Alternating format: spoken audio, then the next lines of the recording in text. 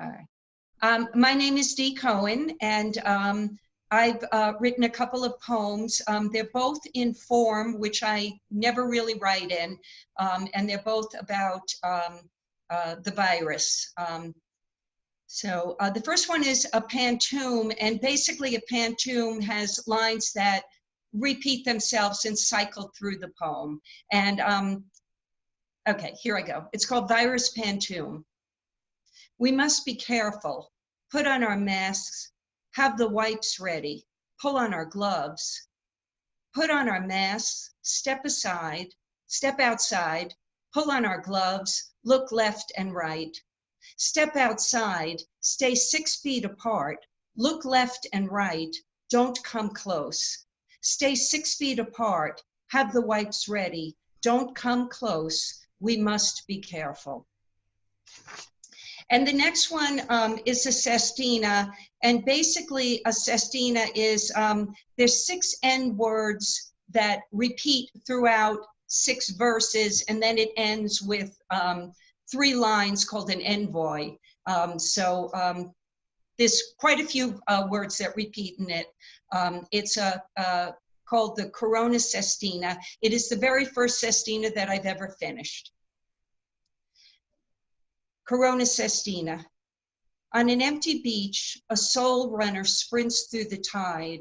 On the shoreline, careful citizens watch the moon's corona reflected in the waves. It quickly reaches 40,000 dead. The next month, 50,000 dead. A battlefield of fallen soldiers. Testing promised, but we wait. Gloves on and sterile masks tied to our faces, once open like coronas. In nightmares, we assess the carnage. The government doesn't care. An increase to 60,000 dead. This virus called corona is ravaging the country's soul. Disease advancing in a tide, losses in wave after wave. On stretchers in crowded waiting rooms, then moved to critical care, headlines proclaim 70,000 dead. Ventilators bought and sold, the profits of corona. Remember when we clinked coronas, toasted our future, safely waiting for us, unconcerned and carefree, and now we hover at 80,000 dead. The White House claims its hands are tied.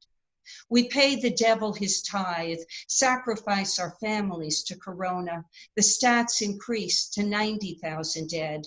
Stumbling under the weight, how much more can the world carry? How can we manage the loss of so many souls? More souls floating on the next tide. They carry the halo of corona. We wait, then count the dead. Thank you. Nice job, Dale. Nice job, yes. Cool. Very cool. I'm Janet Hopkins, and as you can see from my background, I'm not in Arizona right now, but I will be soon. And I'm reading a poem that I picked because it kind of reminds me of the feeling I have having been in isolation for quite a while. Skull Valley. The winter-edged morning, we walked the power line road up to Woosley Spring. Coats on, then off, as we warmed to the steep ascent. Overhead, power lines buzzed. The humming strings tuned memories of other coffee-heated, glove-warmed, frigid mornings on this rock-ribbed trace. We climbed to a ridge and sat at the edge of nowhere, high above the autumn-painted veil, waiting as our dog in the wilderness settled at our feet. We spoke quietly of the people we had known, the managers of a ranch over there, the owners of a house shimmering on a distant mountain slope across the valley. As the crumbling granite outcrop cooled our backs, 3 black does wandered in upwind. Suddenly, heads up and tails flicking, they melted into the scrub. Overhead, A contrail cut the cold, frosted sky with a silver blade, spilling frozen, breathless air upon the earth. We heard the bawling of a distant calf and stood, startled by the creature's misery. We turned, too chilled to stay, and walked in silence to the car. And that's my story. Very nice. Very nice. Yeah. And now that's it for you, huh? You. Yep, that's it for me. Okay, the one I have is, my name is Kimberly Glassman, and the one I have is completely unrelated to any viral pandemic business. It was actually an assignment that I did for a class that I took when I first moved here last year, and the intention was to tell the same story from the same character's point of view, but at 2 different points in their life. So it's called Then and Now. Then. I'm standing at the top of the slide at lunch recess when it hits me, this cool idea for April Fool's Day tomorrow. I've got 2 lieutenants right there with me, so I tell them my cool idea and they agree. It's a cool idea. By the end of recess, everyone in Mrs. Thompson's 5th grade class has heard about my cool idea. By the end of recess, but even Kyle, who doesn't like me too much and is definitely not in my army, even Kyle thinks it's a good idea. Everyone gathers around me by the monkey bars to finish planning. I can see Mr. Donner giving us the stink eye, so I make it quick. 1 o'clock, at the beginning of math, I tell them. Do you think she'll laugh? Asks Brittany. She looks nervous. I say, sure, of course she will. But I'm not really sure. Who's gonna do it? It's Kyle. I think maybe he wants to do it, but Mason says right away, it's Luke's idea, he gets to do it. Kyle makes a face, but I don't care. The next morning takes forever. A 3rd grader drops some fake barf in the hallway. The principal, Mr. Johns, is wearing his shirt and tie backwards. Lame. A lot of kids are laughing and whispering as we get back to our desks after lunch. My desk is right in the middle, front row, where Mrs. Thompson can keep an eye on me. She's got nothing to keep an eye on today. I am playing it cool. Okay, settle down, she says, and she picks up her favorite blue marker for the whiteboard. Let's take another look at fractions. She turns her back to us and starts writing. I have the wadded up ball of paper in my hand. I can feel everybody watching me. Mrs. Thompson moves a little bit to the right and whack! Paper ball bounces off the whiteboard about 3 feet to her left. She whips around to face the class. Who threw that? She says in a mad voice. Every kid in the classroom shoots a hand in the air. It's perfect. I get ready to join the big laugh, but then Mrs. Thompson loses it. She just loses it. Her face gets really red and she slams the marker onto her desk and starts yelling at the whole class. I look over at Brittany and she looks like she's gonna start to cry. So I stand up, walk to the board. Mrs. Thompson stops yelling and just looks at me, her face still red. I pick up the ball of paper from the floor and drop it in the waste paper basket. I keep my voice real quiet and respectful. It was just an April Fool's joke, I say. Now, it was my mother who brought up my elementary school career. I was minding my own business, finishing a load of laundry before driving back to the university for my final semester. My mother has always seen me through mom-colored glasses, and sometimes I have to clue her in that I was not the ray of sunshine she thought I was. There was this one time, I said, starting to laugh, I organized the whole 5th grade class for an April Fool's prank on Mrs. Thompson. I threw a wad of paper when her back was turned, and when she asked who'd done it, the whole class raised their hands. It was freaking hilarious. I folded a pair of jeans, a big stupid grin on my face. Of course, Mrs. Thompson didn't think it was so hilarious, I added. I remembered her reddened face, the fury in her voice. My big stupid grin faded. You'd have thought we'd thrown a live grenade up there. I think she actually thought someone was trying to hit her with something. When I said it was just April Fool's, it was like she deflated. There was this moment when it felt like anything could happen. And then she started to laugh. Good one, she said. You got me. And then all the kids laughed too, and it seemed like it would be okay. but I could see her hand shaking as she went back to fractions, I think it was, on the board. I was silent a moment, stuffing clean towels into my duffel. The thing is, years later in middle school and high school even, younger kids would come up to me in the hall and say, "Are you Luke Evans?" And I'd say, "Yeah." And they'd be all excited. "Mrs. Thompson talks about you all the time. She said you were the worst kid she ever had." I folded clothes, not looking at my mother. "She was probably right," I said quietly. "She had every reason to dislike me and talk about me. I was a shit."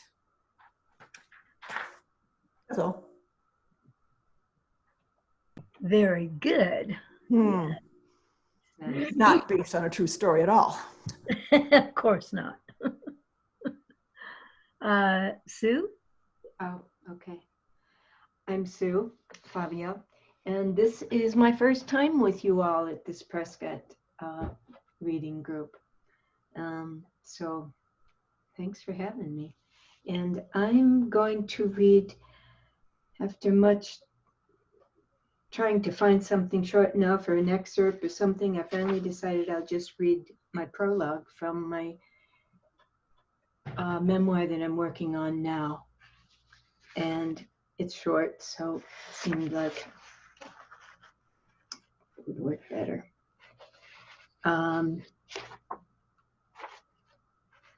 There it stood, no bigger, no smaller. If I hadn't known the address, I wouldn't have recognized it. The grass lay smooth as a carpet. Purple and yellow irises bordered the front of the house with a generous furrow of edging along the walkway, just as I imagined it could have been. I don't know what I expected after all these years. I knew it had changed after we moved. Everything does. Houses are built, houses are torn down. Yet I needed to see it just as we left it. I needed to see the grass and the weeds a foot high in the yard, with the paint chipped and peeled, revealing the flat gray concrete block beneath it.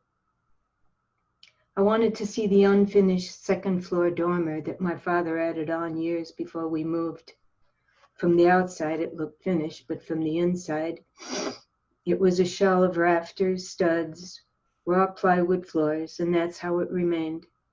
Though we did get a second bathroom, well, a toilet anyway, but no walls. My younger siblings didn't seem to mind, but at 16 I no longer cared about the dormer, the second floor bathroom, or the walls that weren't there. The things that embarrassed and ashamed me growing up were the very things I wanted to see now, just as they had been. I wanted proof that it was real, that I hadn't made it up. The neighborhood hadn't changed, but the old house had. We lived in an unincorporated village of garden homes in the township of Alsip, Illinois, a half block out of Chicago's most southern city limits, which only meant that we didn't have street lights, curbs, sidewalks, or paved streets. When my two older sisters and I wanted to play jacks and hopscotch, we joked about having to go into the city to play on their sidewalks, only 4 houses away. I didn't realize how small the house was until I was older, but not much. By the time there were 10 of us, I knew this was not how most kids lived, not in our neighborhood or anywhere else that I was aware of. My father knew this guy that knew this guy who was selling his house really cheap. And it was really cheap because it was really small and had no furnace or central heat. There was only 1 closet, 2 small bedrooms, and a tiny bathroom. Somehow, my father convinced my mother that he would add on to this and build up that and transfer it into a grand home for us all. For the entire purchase, my father borrowed $100 from his boss, $100 from his father, and another $100 from my mother's mother for the down payment. Together, my parents bought the little house on contract for $5,300. It was overpriced then. Every month for 11 years, one of us older kids would deliver the house payment to the Lynches 3 blocks away. Except for our house, we lived in a well-maintained middle to upper middle class neighborhood, with perfectly manicured yards with matching garage and concrete driveways. Every weekend throughout the summer, I could hear the hum of the power mowers from blocks away, or the spinning and clicking of the push mowers from the houses nearby. My father managed to mow our grass sometimes once a month, and in between when we skipped a month, the grass grew so high we needed to use a sickle to cut it low enough for the push mower to get through. My cousins Kathy and Patty loved coming over when the grass was tall. When we played hide and seek, all we had to do was sit down anywhere in the yard to be hidden from sight. Even though most of the yard was weeds, I thought it looked respectable when it was mowed. "I hope your grass is longer next time we come over," Kathy yelled from the car window as they drove away. "Oh, it will be," I shouted back with confidence. This was the first time I remember having a conscious awareness of a personal conflict, a dilemma. I wanted the grass short and smooth like the rest of our neighbors, but I also wanted Kathy and Patty to come back to even higher grass the next birthday party. My two cousins were my only friends. I wanted them to like me more, and I knew if the grass was higher, they would. I worried that my father might cut the lawn later that week after my mother's endless complaints. But as fast as grass grows in the Midwest, by the time we celebrated the next birthday gathering, there stood a good chance that it would be just as high, if not higher. Now I stood at the corner of the yard where I had once lived and played. Images flickered through my mind like a silent movie, frame after frame, visions of barefoot kids in one door and out the other. Our family alone made for most of the noise in the neighborhood. Kids shrieking, dogs barking, screen doors slamming, babies crying through open windows, and always my mother yelling for one of us to get in or get out. As I walked closer to the house, I felt a tightness and pounding in my chest. I wanted to knock on the door, go inside, see our bedrooms and the unfinished second-floor dormer. But I feared my memories would flood in so fast they would drown me deeper in the past. I was afraid to see the evidence inside swept away, unrecognizable, untraceable. I wanted to excavate the yard, drop to my knees, dig down to find that old Tinker toy, or Jack, and the lost arm of my doll, something, anything of the past, buried deep in the rich black soil where we played. The visuals were gone, but the memories were not. Hopscotch Jack kicked the can, flooded streets, the ice cream man, apples, berries, tornadoes, tomatoes when it's not, when it's hot, snowballs, snowmen, and angels when it's not, barefoot and braids and nothing but time, sweet songs and poems that surely must rhyme, the happy, the sad, the strength and the strife, 5 to 16, these years of my life. These were the things that filled our days, the stories I lived in so many ways.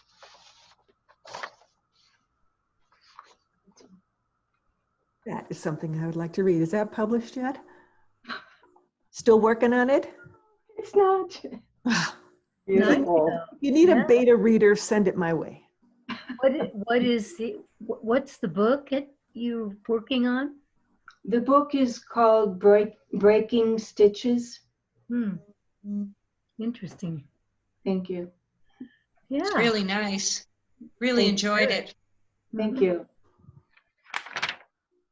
So what I want to do is, I have 3 short poems, all coronavirus, that everything I tried seemed to turn into something to do with coronavirus. I mean, I think I was obsessed. And the first one I'm going to read is kind of, well, no, I think I'll read that in the middle. because it's got a weird last line. But this one has a weird title, and it's called Who, Will It Be You? Our understanding of what this is all about grows exponentially with each release of data on death and infection, though understanding may masquerade as bewilderment. But understanding is always bewildering. Just ask any Zen master. Don't ask about the sound of one hand clapping unless you want to get brained by a three-legged stool or a spiked coronavirus with little mercy. Opt instead for silence. That was weird. And this one is weirder. We sit the oval throne, unspooling flimsy protection, all that lies between us and a shitty virus.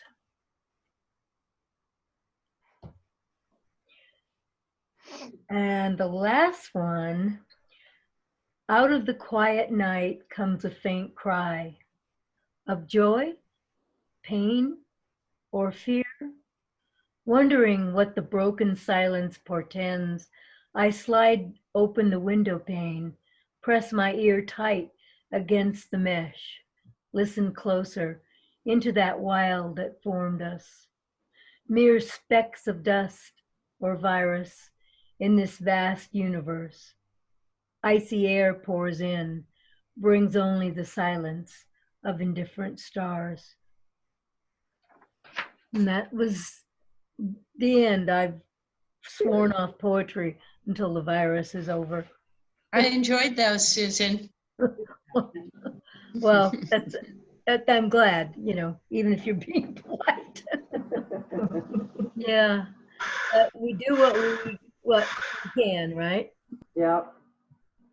Yeah, for me, it was hard to even think about writing about it. I'm just flooded with all the information and really didn't even want to hear myself talking about it. Yeah. Right. Well, I didn't mean to.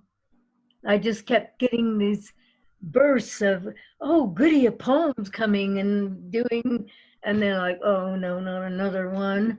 Yeah, when some people were talking about having a hard time writing about coronavirus, or alternatively, that's all they thought of. I kind of pressed myself to write this, but once I got started, it kind of became this sort of catharsis piece, a piece to gripe. Anyhow, it's called "They Tell Me."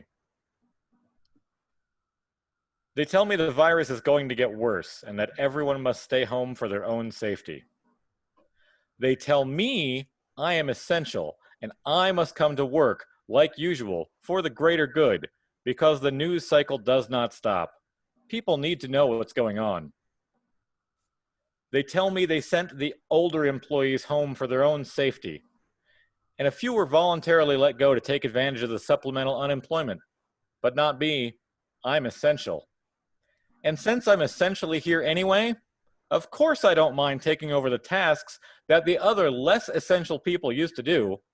While the people weren't essential, the tasks they used to do absolutely are. That's what they tell me. They tell me they have to cut my hours because the advertisers are pulling out as the country shuts down. You understand, don't you? We still need you, but not for as many hours as you were used to. Sure, I get it. Times are hard. I'm lucky to still have a job. Thank you. By the way, you still have to do all your job and the jobs of the other people who left in fewer hours. We know we can count on you. They tell me to spend the first 20 minutes of my now shorter day wiping down everything with Lysol. Soon enough, it's the last can of Lysol, and I have to do the best I can to keep things clean and safe. They stop telling me about new tasks I need to do in less time. I just discover them undone when I arrive and find I have to find time to do them somewhere. They tell me to program the PSAs, praising all the everyday heroes helping us get through this crisis. The PSAs play in the empty ad slots between syndicated voices of people who make millions of dollars, telling us that it's all a hoax, and it's all exaggerated, and it's no worse than the flu. And by the way, the media is evil and corrupt and lying to you, and they'll be right back after this message about heroes. They tell me they come in from the local agencies tasked with keeping us safe, and yet they ignore all the rules and talk about how the country needs to open back up, and this has gone on too long already, and how the most prosperous country in the world, populated by those imbued with a God-given ability to pull themselves up by their bootstraps without any need of government handouts, they absolutely cannot survive another 2 weeks without a haircut or going to the gym. They tell me I'm essential. I do not get an appreciation week or even a day. I do not get a noisy flyover of military jets. I do not get a free meal at McDonald's. That last one might be a blessing in disguise. I don't even get a Google Doodle. I am essential, yet I am invisible, and I'm getting a little bit bitter. But despite that, or maybe because of it, I will be here tomorrow, and the day after that as well. At least, that's what they tell me. Ah, Eric. Bravo. Good job. That was I'm really so nice. glad. Yeah. I'm so glad you came and read. Thank you. Yes, Yeah, I wouldn't want to wonderful. do that. Wow. Okay. Hi, I am Dee Baertlein, or Dawn, and I'm going to read a chapter out of Synapse, which I published a while ago. This novel is told in 3 points of view, and the point of view this time is Jake, whose brother Gabriel had a near drowning accident 9 years ago, and he's been in a home ever since. And his identical twin brother Jake is visiting him, and he's just been called in to meet with Dr. Deborah Jane Ryder, who wants to do some research, some brain research. So here's Jake. He says, "My brother's got enough problems," I said, without being somebody's guinea pig on top of it all. I stood and headed for the door. Thanks, but no thanks. The truth was, I was so relieved Happy Valley wasn't kicking Gabe out, I barely thought about the rest of it. I was just glad Mom and Dad were keeping up on the payments. I'd almost escaped when Dr. Ryder snagged me with the first words out of her mouth. I could make him whole again. My hand was on the doorknob, 1 foot in the hallway. I could have made a run for it, but I didn't. I let her reel me in like a trout on her twisted line of words. I believe your brother is still in there, much as you knew him before the accident, trapped in a body that no longer responds to his commands. She paused. I couldn't move. Trapped, she repeated, and I thought she meant me until she added, you could set him free. Even knowing what I know now, I can see I had no choice. I'd have had to have been an iceberg not to listen. I was lots of things in that moment. Angry, self-absorbed, filled with self-loathing, but I was not an iceberg. I loved my brother. I went back to my chair and threw her the coolest nod I could muster. She leaned forward and rested her elbows on her knees. Her hands clasped in front of her, she launched into a sales pitch. Based on my research, Gabriel is most likely still capable of a great deal of thinking and reasoning. His synapses are firing, and I've developed a method of recording that activity from over 2,000 distinct areas in the brain. You'd be surprised. People like Gabriel are still producing a fair number of brainwaves. So, I said, even if that's true, they don't seem to be doing him any good. So, I've developed a brainwave dictionary, a Rosetta Stone of the brain, if you will. Rosetta Stone. I'd heard the words before. Some language classes you could buy online, I thought. The original Rosetta Stone, Dr. Ryder explained like she was talking to a moron, is a stone slab with the same text in 3 languages. The discovery of the Rosetta Stone allowed anthropologists to decipher ancient Egyptian writings. So you can translate thoughts with your brainstone thingy. So what? Gabriel has none. I was trying to sound blasé, but I could feel myself being sucked in. For so long, I'd held out hope against all reason. I believed if I just kept coming and talking and praying, somehow I could get him back to us. I was finally starting to let go, to think about getting on with my life, and here this cold-eyed doctor was dragging me back into a quagmire of hope. Hope is a hard thing to have, and an even harder thing to let go of. I suppose you could say I read minds, she said. Yeah, what kind of reading are we talking about? War and Peace or Pat the Bunny? Somewhere in between, she conceded. After studying the subject's brainwaves for several weeks, I can tell them exactly what they're thinking minute by minute. Okay, so you can read the normal thoughts of normal people who can help you translate their brains. But what does that have to do with my brother the vegetable? Vegetable is such a harsh word, Jake. Yeah, but it's pretty descriptive. I think you're wrong. I think there's something in there. I think we can give Gabriel back his life. Let him express his thoughts again, experience the world again. A swarm of gnats buzzed around my head, and I swatted at them before realizing they weren't real. They were just my brain freaking out. Reading his mind, Mushbrainer Einstein, I said, is a far cry from giving him his life back. Are you familiar with virtual reality? She asked. And that was where I'll stop now. Thank you.